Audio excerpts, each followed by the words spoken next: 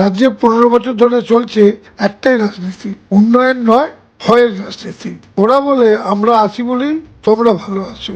একটা কমিউনিটি যখন একজোট হবে, অন্যদের কি অবস্থা হবে ভাবতে পারো? মানুষকে ভয় দেখিয়ে ক্ষমতা ধরে রাখা, এই কি রাজনীতি? ওরা বলে এখন আধার কার্ড ভোটার কার্ড লিঙ্ক হয়ে গেছে, কে কোথায় ভোট দিয়েছো আমরা জেনে যাব, ক্ষমতায় এলে হিসেব হবে। ভোট হওয়ার কথা তোমার অধিকার, সেটাকে বানিয়ে দেওয়া হয়েছে আতঙ্ক। ওরা বলে যে পুলিশ অফিসার কে ইলেকশন কমিশনার হয়ে কাজ করছে, ক্ষমতায় এলে দেখে দেবো। আইনও ভয় পায় এখানে, ক্ষমতা কথা বলে। 15 বছর কোথায় উন্নয়ন? রাস্তা, চাকরি, শিক্ষা না, শুধু ভয়। আর সেই ভয়ের আড়ালে দুর্নীতি। কিন্তু একটা প্রশ্ন, ভয় কি চিরকাল চলতে পারে? পরিবর্তন শুরু হয় যখন মানুষ ভয় পাওয়া বন্ধ করে, যখন তারা ভোট দেয় ভয় না পেয়ে, ভবিষ্যতের কথা ভেবে।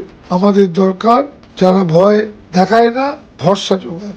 সময় এসে গেছে এবার নিজেদের সাহসী নেতাকে বাছা, ভয়কে নয়, উন্নয়নকে ভোট দাও। কারণ ভয় শুধু শাসন করে, উন্নয়ন ভবিষ্যৎ করে।